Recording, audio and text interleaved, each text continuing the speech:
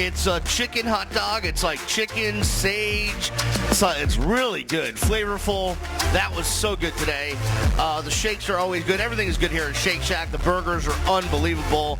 So we urge you to come out here to Shake Shack. Eric and his staff do a great job here, and we love being here every single Monday night. Check out the video stream. You can listen to us streaming live on audio on allcanes.com, but you can also check out the video at go to twitter.com/SFSNTV. That's our boy Manny from the South Florida Sports Network, and he has got the link to the video feed right on his Twitter account, twitter.com/SFSNTV. Meanwhile, we're back here at Shake Shack. We got Platon from Pro-Canes. Harry is here, and now we're about to talk to a future Pro-Cane, a Pro-Cane to be, a guy that I have no doubt will be making it on the next level, because I saw this kid punt on Pro Timing Day, and some of them are still traveling, maybe out of the galaxy. Dalton Botts joins us here at the show. Dalton, welcome to All Canes Radio and Shake Shack. Oh, thank you. Thanks for having me. So let's talk about that Pro Timing Day. We'll start right there. All those scouts are out there. There's 30, 40, 50 guys, coaches, Belichick's out there. All these people are out there, but they're watching the skill guys, doing all their drills and running the 40s and all the stuff. And you decide, you know what? The heck with this, man. I know I've got the stuff, so you just start punting. And you're punting, and you're punting. All of a sudden, scouts start trickling over. Hey, what's this kid doing? Oh, he's booming punts. And we got a chance in the media to talk to a couple of those scouts. I talked to someone from the Niners, from the Rams, and they were really impressed by the Pro Timing Day that you had. Just talk about that experience.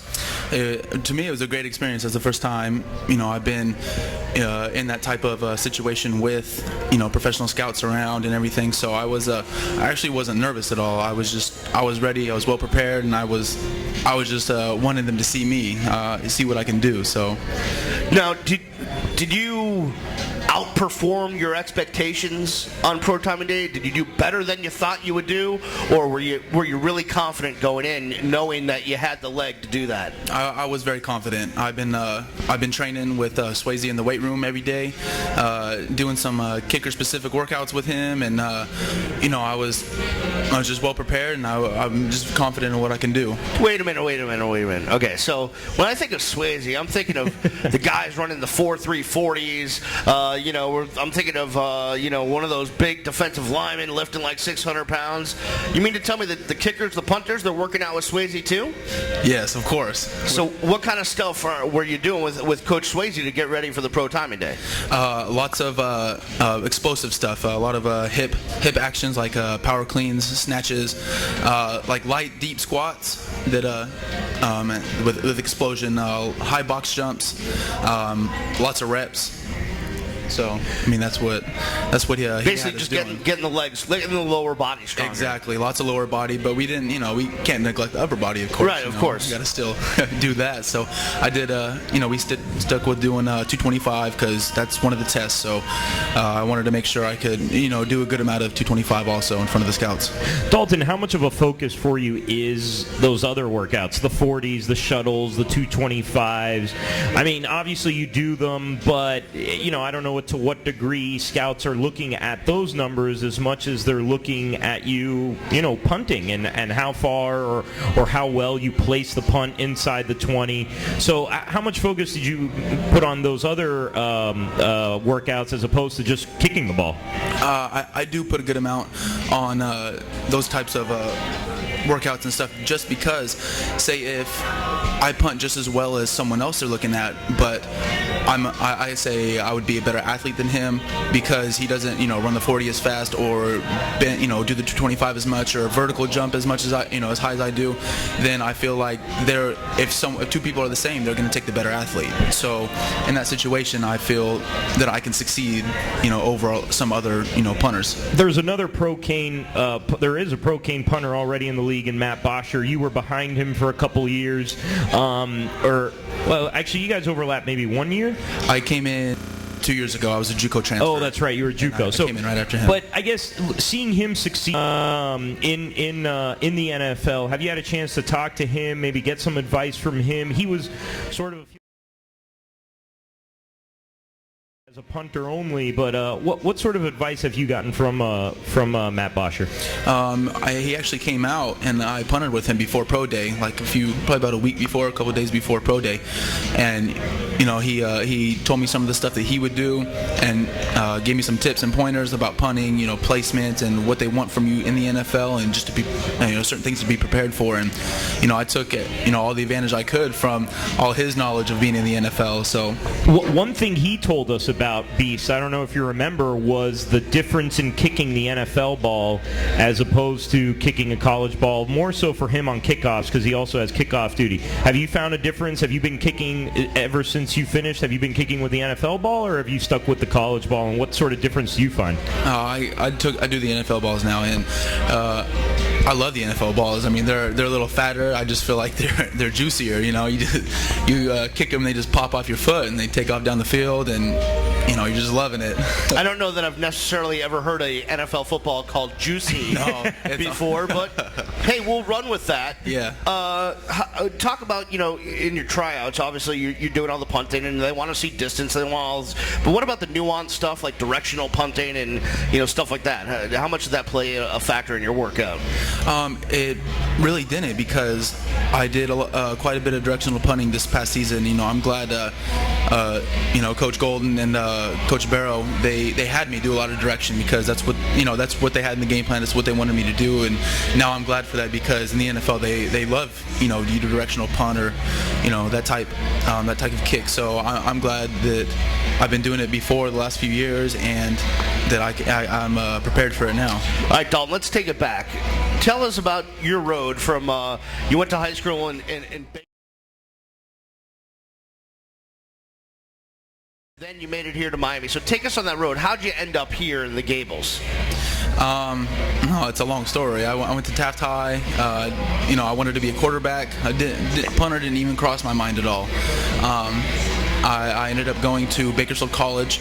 I sat out the first year, gray-shirted, and then the next year I stayed at Bakersfield College and ended up not getting the quarterback job. They just had me punt that first year, or in my first actual playing year, and then I transferred to Moore Park Community College because I wanted to play quarterback. And I never really thought about punting still, going to the next level in punting anyway. So, and then during Moore Park, I ended up getting a scholarship to LSU. Something happened. They took it back after, and I think 2010. I don't know. The years started to blend together. It's too, yeah. And then Miami came in, and Coach Flinken gave me a call. And that was honestly the happiest day of my life. He called me and said, "We want you to commit right now." I called Coach Golden that night and told him I commit, and I'm ready to come whenever. So let me ask you this question. You grew up wanting to be a quarterback. You played quarterback. You had some pretty good numbers your senior year of high school. You really, I take it you were quarterbacking and punting in high school. How hard was it for you to give up that dream of wanting to be the premier position in sports, the quarterback, to be a punter? When a full ride scholarship comes at you and someone says we want to pay for your scholarship for you to come punt, then you're shaking your head, yes, thank you. How many times would you maybe ask Coach Golden, hey, let's run a fake, I can throw the ball, I used to be a quarterback, let me show my arm strength out? Was that something you guys would also practice a lot in the off season or during practice, that maybe you'd get a chance to do that? Yeah, we did practice. We had some fakes in for some certain looks and some schemes that the other team would run, and unfortunately we never did run it, but two situations did happen. A ball hit at the up back and I ended up scrambling to kick the ball, show a little bit of my ability, and then we did call a PAT fake or a field goal fake, and I got a first down with that, so that was pretty good. Not that you ever would root for bad things that happen to your teammates, but did you ever root for maybe Stephen Morris and Ryan Williams to get kidnapped or something, and you'd have to take over at quarterback for a game, or did you come up with some plan like that? Oh yeah, I mean, I think he hired someone at one point. Well, hey now. A few quarterbacks go down, 5, 6 of them, and then I'm the 7th one. So nice. Dalton Botts is our guest here in All Canes Radio, live from Shake Shack in the Gables, 1450 South Dixie Highway. Had an amazing pro timing day. Kid from California. Talk about the transition coming from California to South Florida. What was that like for you?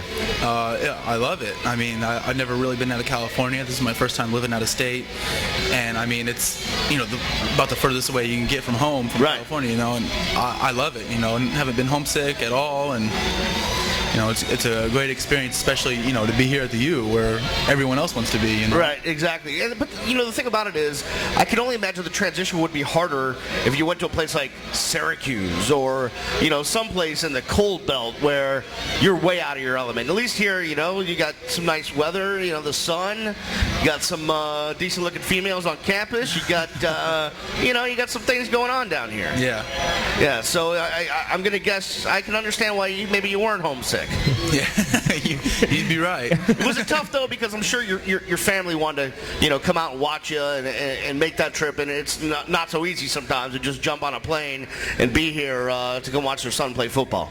Yeah, it was definitely not that easy for them too. So my parents came out to 2 games a year, and my uncle came out to 5. Oh, he'd come out back to back to back for 5 weeks straight. Oh, that's diehard right there. Yeah.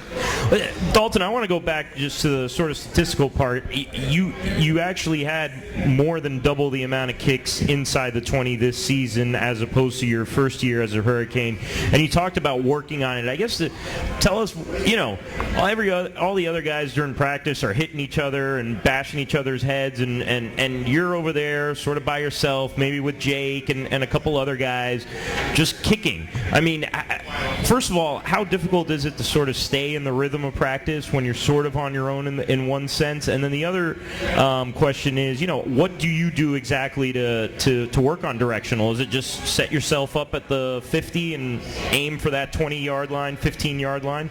Yeah, it's a lot of repetition. I mean, to a directional punt, if you think about it, it's the same exact punt. You're walking straight. You pick your spot out, you line your feet up, and that's where you kick the ball to. And pooch punts and stuff, it's a lot of the same. I worked on a lot of Aussie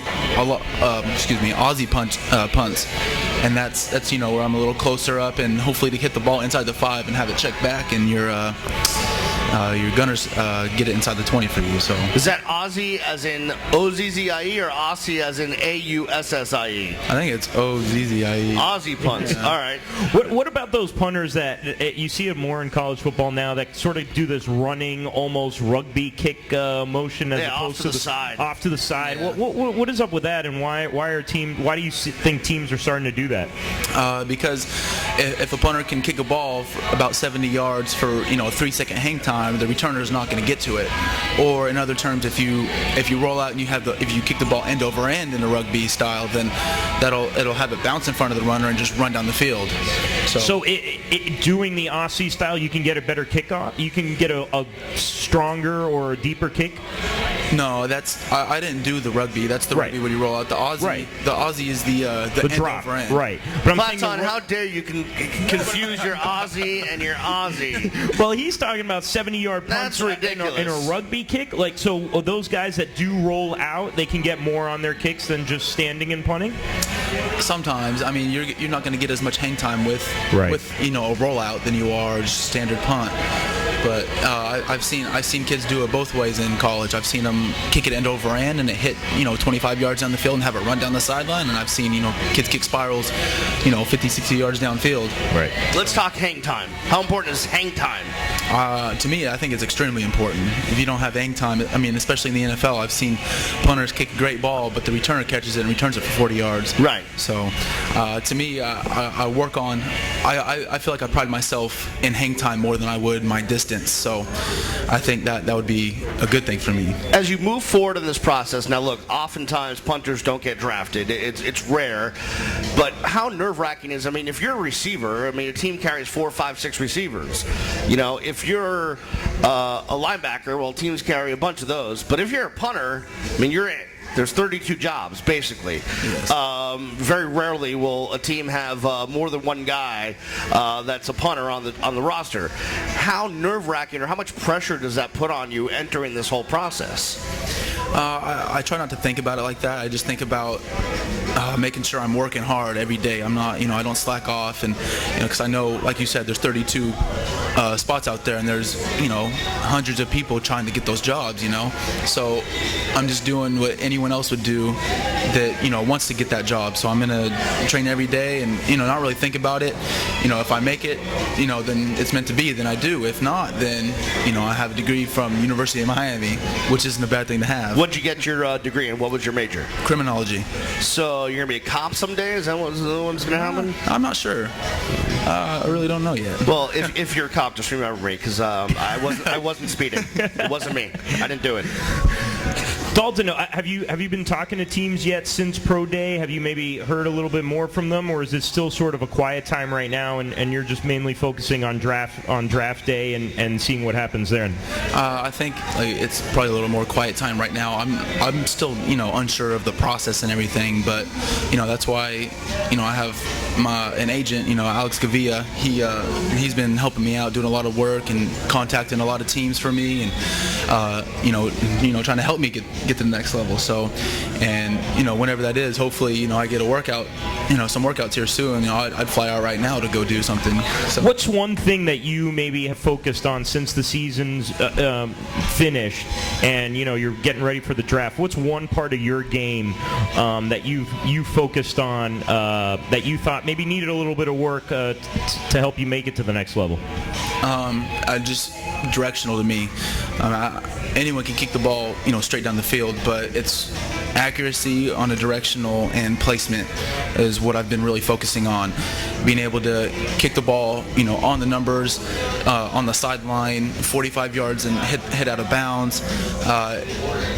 Pooches being able to put it to the sideline and make there no returner and not be able to return it at all. So that's just accuracy and placement on the ball is really what I've been working on. What about the timing of the operation? I guess, is that important too? I mean, I guess I'm going to guess in the NFL microseconds are the difference between getting one blocked or not. Yeah, I actually do have a pretty good get off. As I recall, learning all these terms, Aussie, get off. I don't know what's going on. I don't think if I recall, I don't think I've ever had a punt blocked. But knock on wood, I hope I never do. So, yeah. But I do have a quick get off. When I catch the ball, I have it set and I'm ready to go. So. Could you ever imagine if I talked to you 5 years ago that you'd be at this point working your way into the NFL as a punter? If I talked to you back in high school, well, would you tell me I'm crazy? Yeah, I don't know if I would have believed you. I'm like a punter. I wouldn't know what to say. I'd be like, I don't know. Yeah, I don't know what you're talking about. I've always wondered, Dalton, how difficult is it punting in different weather? More so like cold versus punting at Sun Life Stadium. You hear it on TV or announcers saying, the ball is heavier or it's harder. If obviously if it's rain, if it's wet. But I guess how does the cold affect it? The cold. To me, really not so much, because I can recall at Notre Dame, I did really well, punting at Notre Dame, and it was pretty cold out, and in Sun Life Stadium, in hotter weather, of course, the ball's going to travel a little farther, but the cold really doesn't seem to affect me anyway. The wind, for anyone, that's going to affect them, especially with the drop, and especially if it's in your face, you're not going to get as much distance on it and stuff. But that's all stuff that Miami, offers, and I can really work on. Famous last words. The wind doesn't affect me. Famous last. Or no, the cold doesn't affect me. Yeah. Cleveland. Hello. It'll affect you then. Yeah. Dalton. Before we let you go, we like to reminisce a little bit.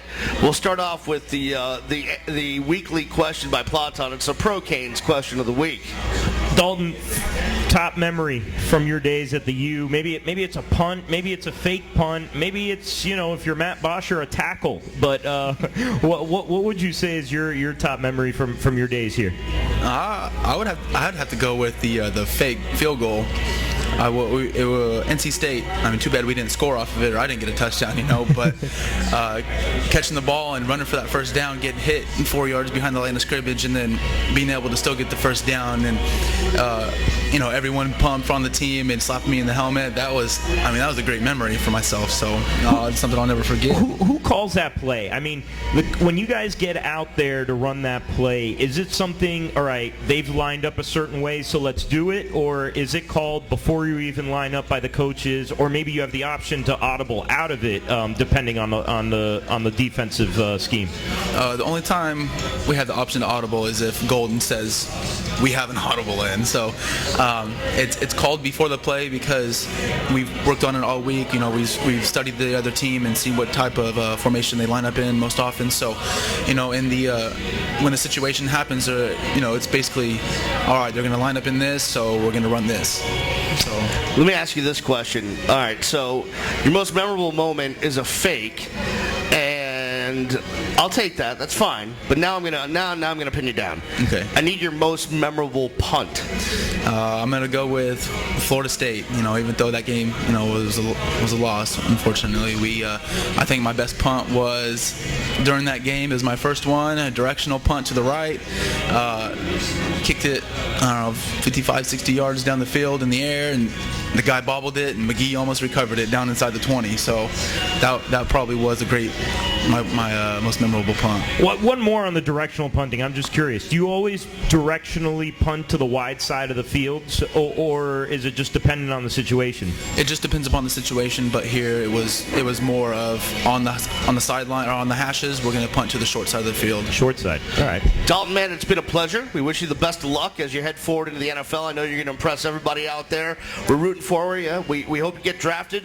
Even not, we hope you sign with the team and stay on. And we hope we have one more Pro Cane to track on Sundays, man. Thanks a lot for joining us here on All Canes Radio. Sounds great. Thanks for having me. Dalton Botts, everybody, joining us here on All Canes Radio. We're going to take a break. When we come back, assistant coach of the Miami Hurricanes basketball team, Michael Huger, joins us. That and more coming your way after this. We'll be back to Shake Shack right here on All Canes Radio. We don't care about nobody except it's you. We don't. You're listening to All Canes Radio. Canes fans, it's the Beast, and we've been telling you all about Shake Shack for a long time, man. Their natural Angus burgers are great. Their shakes are great. The fries are great. The dogs are great. But you know what's great about Shake Shack is this is a Hurricane headquarters. That's right. You can come before, during, or after every single Canes game. Matter of fact, you can come and watch the game here on the 8 big screen TVs around.